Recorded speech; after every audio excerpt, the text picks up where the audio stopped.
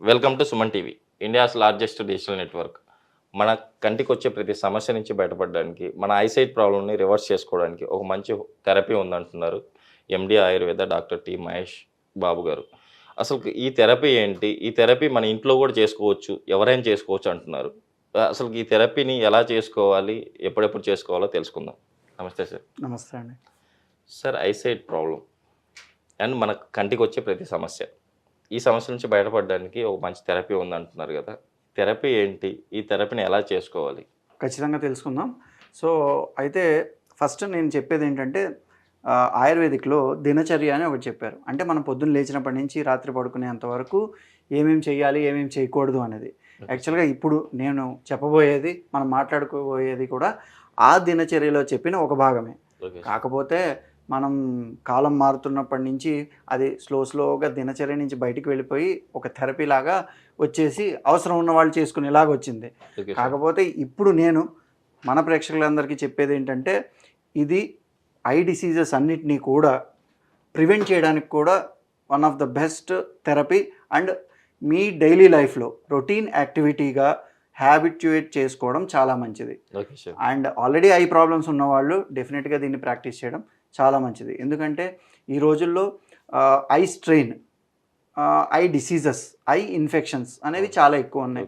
So దానికి కారణం మనందరికీ తెలుసు, టెక్నాలజీ డెవలప్ అవుతుంది.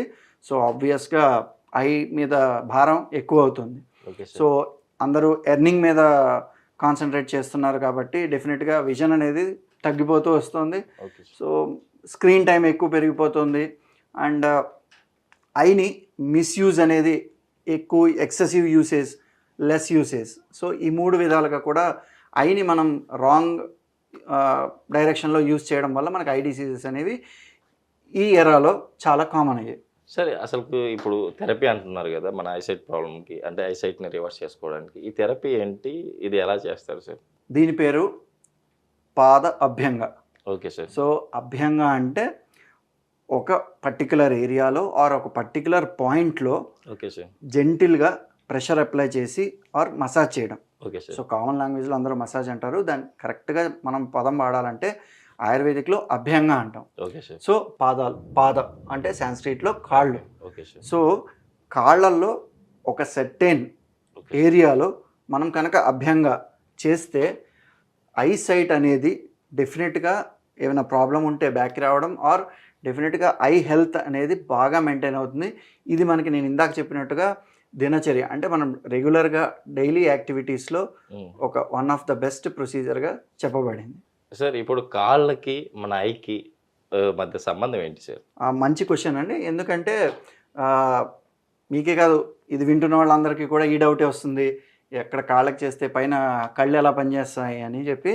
సో డెఫినెట్గా ఇప్పుడు ఆయుర్వేదిక్లో కూడా డిఫరెంట్ టైప్స్ ఆఫ్ ఎనటమికల్గా చెప్పారు. దాంట్లో మన బాడీలో 2 types ఆఫ్ నాడీస్ ఉంటాయి. అంటే లెఫ్ట్ వేప్ ఒకటి, రైట్ వేప్ ఒకటి. గాంధారి అనే ఒక నాడి, పుష అనే ఒక నాడి, అది లెఫ్ట్ లెగ్ నుంచి లెఫ్ట్ ఐకి, రైట్ లెగ్ నుంచి రైట్ ఐకి కనెక్ట్ చేస్తుంది అని చెప్పి. కాకపోతే యోగిక్ శాస్త్ర ప్రకారం కూడా, యోగా ప్రకారం కూడా నాడీలు ఉంటాయని చెప్పారు. ఇదే సేమ్ థియరీ చెప్తారు. కానీ మోడర్న్గా ఎలోపతిక్ వెస్టర్న్ సైన్స్లో తీసుకుంటే ఎనటమికల్గా మాత్రం ఏమీ కనెక్షన్స్ లేవు. కాకపోతే ఇక్కడ చాలా రకాల న్యూరోవాస్కులర్ బండిల్స్, అంటే మన నరాలకు సంబంధించిన గుంపులు, బండిల్స్ లాగా ప్రజెంట్ ఉన్నాయి. అవి ఇక్కడి నుంచి పై వరకు కూడా ఒకటే కనెక్షన్ ఉంది. సో ఆ విధంగా ఒకటి చెప్పచ్చు.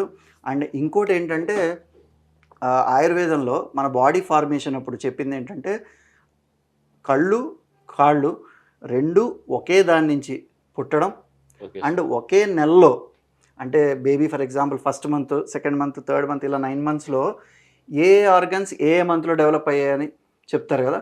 అలాగా ఐస్ అండ్ ఫీట్, కాళ్ళు మరియు కళ్ళు ఒకే మంత్లో డెవలప్ అవుతుందని, అండ్ ఒకే చోట నుంచి ఆరిజిన్ అవుతాయని చెప్పబడింది.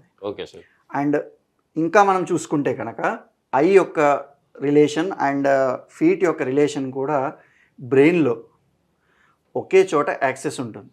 దాన్ని కార్టెక్స్లో ఏరియా 2 అంటారు. సో యాక్చువల్గా మన బ్రెయిన్లో ఈ సెరిబ్రల్ కార్టెక్స్లో కొన్ని ఏరియాస్ ఉంటాయండి. ఆ ఏరియాస్లో ఈ ఏరియా 2 అనే చోటే కళ్ళకి సంబంధించిన అసోసియేషన్ అండ్ దీనికి సంబంధించిన అసోసియేషన్ ఒకే ఏరియాలో ఉండడం వల్ల కూడా ఈ కళ్ళకి చాలా కనెక్షన్ ఉంది. Okay sir. కావాలంటే ఈ సైన్స్ని అంతా మీరు అర్థం చేసుకోవడం కన్నా కూడా నేను మీకు ఏం చెప్తున్నానంటే ఒకసారి ఇప్పుడు నేను చెప్పబోయేది మీరందరూ ఒకసారి ప్రాక్టీస్ చేసి ఆ ఎఫెక్ట్స్ని మీరు డెఫినెట్గా కళ్ళతో మీరే డెఫినెట్గా అబ్జర్వ్ చేయండి. అబ్జర్వ్ చేసి రిజల్ట్ ఎప్పుడైతే వస్తుందో ఆటోమేటిక్గా ఇప్పుడు నేను చెప్పిందంతా మీకు ఖచ్చితంగా అర్థమవుతుంది. సార్ ఇప్పుడు ప్రాక్టికల్గా మీరు చేసి చూపిస్తా అన్నారు కదా, సరే చేద్దామా? డెఫినెట్గా అండి. Okay sir. సో ఈ పాదాలని కనుక తీసుకుంటే ఓకే సార్. మనకి మనం యూజ్ చేసే ఆయిల్స్ ఉన్నాయి కదా, నూనె. సో వాటిల్లో కల్లా బెస్ట్ ఆయిల్ తెల్ల తైల అండి, అంటే నువ్వుల నూనె. సో నువ్వుల నూనెని కొంచెం ఇలా గిన్నెలో తీసుకుని ఓకే సార్ ప్రతిరోజు morning and evening, but at least okay sir any one time. So morning preferable or night అయినా పర్వాలేదు. ఓకే సో మార్నింగ్ ఆయిల్ని తీసుకుని ఓకే సార్. కరెక్ట్గా ఇప్పుడు మనకి మీరు చూసుకుంటే కనుక ఆక్యుపంచర్, ఆక్యుప్రెషర్ ఇవన్నీ కూడా ఆయుర్వేదిక్లో చెప్పిన మర్మా థెరపీ అని ఒకటి ఉంది. Okay sir. సో మర్మా అనే ఒక క్రూషియల్ పాయింట్స్ చెప్పారు బాడీలో. Okay sir. అంటే ఏదైనా డిసీజ్కి ఆ మర్మాన్ని బేస్ చేసుకుని ట్రీట్మెంట్ చేయడం అనేది ఒకటి ఉంది. ఓకే సో మనం చూస్తున్న ఆక్యుపంచర్ అండ్ ఆక్యుప్రెషర్ అక్కడి నుంచే డెవలప్ అయ్యాయి. Okay sir. సో ఇప్పుడు జాగ్రత్తగా గమనించండి. ఈ ఫస్ట్ ఇది పెద్ద వేలు, బొటన్ వేలు ఏదైతే ఉందో ఆ బొటన్ వేలు, మళ్ళీ ఈ పక్కనున్న వేలు, ఓకే సార్. ఈ బొటన్ వేలు నుంచి ఈ మొత్తం రెండో వేలు వరకు ఇక్కడ ఒక యూ షేప్డ్, మీరు కరెక్ట్గా గమనిస్తే కనుక ఈ రెండు కాళ్ళల్లో కూడా ఇక్కడి నుంచి ఇక్కడికి మన చేతిలోకి కొంచెం ఆయిల్ అనేది తీసుకుని కరెక్ట్గా నేను చెప్పిన విధానంగా అదే షేప్లో ఈ బొటన్ వేలు నుంచి ఈ రెండో వేలుకి ఇప్పుడు ఇక్కడ ఆయిల్ అప్లై చేస్తున్నాను చూడండి. ఈ బటన్ వేల్ నుంచి రెండో వేలకి ఇదే యూ షేప్లో ఇలా కనుక డైలీ ఒక 15 to 20 minutes మీరు మసాజ్ చేసుకోగలిగితే డెఫినెట్గా మీ ఐసైట్ అనేది ఇంప్రూవ్ అవుతుంది. అండ్ ఐసైట్ ప్రాబ్లమ్స్ అనేవి మీకు ఫ్యూచర్లో కూడా డెఫినెట్గా రావు.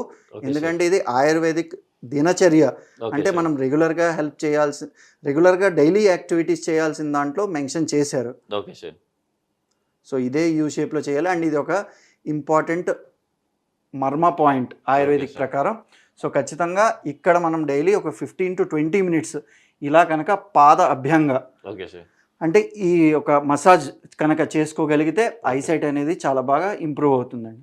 సార్ ఇప్పుడు యాక్చువల్లీ మన కంటికి అండ్ కాళ్ళకి కనెక్షన్ ఉంటుంది, మీరు చెప్పినట్టు కనెక్షన్ ఉంటుంది. కాబట్టి మనం చేసుకోవడం వల్ల ఐసైట్ ప్రాబ్లమ్ మనం రివర్స్ చేసుకోవచ్చు ఖచ్చితంగా. సార్ అందరికీ మామూలుగా అయితే కొంతమంది వికలాంగులు ఉంటారు, వాళ్ళకు ఐసైట్ ప్రాబ్లం నుంచి వాళ్ళు కూడా రికవర్ కావాలంటే ఏం చేయాలి?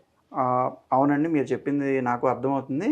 అయితే ఇక్కడ ఇప్పుడు మనం ఐసైట్ మెయింటైన్ చేసుకోవడానికి, ఐ డిసీజెస్ని ప్రివెంట్ చేసుకోవడానికి లేదా ఐసైట్ని రివర్స్ చేసుకోవడానికి మనకి చాలా ఆప్షన్స్ ఉన్నాయి. ఇప్పుడు మెడిసిన్స్ ఉన్నాయి, ఆయుర్వేదిక్లోనే డిఫరెంట్ థెరపీస్ ఉన్నాయి.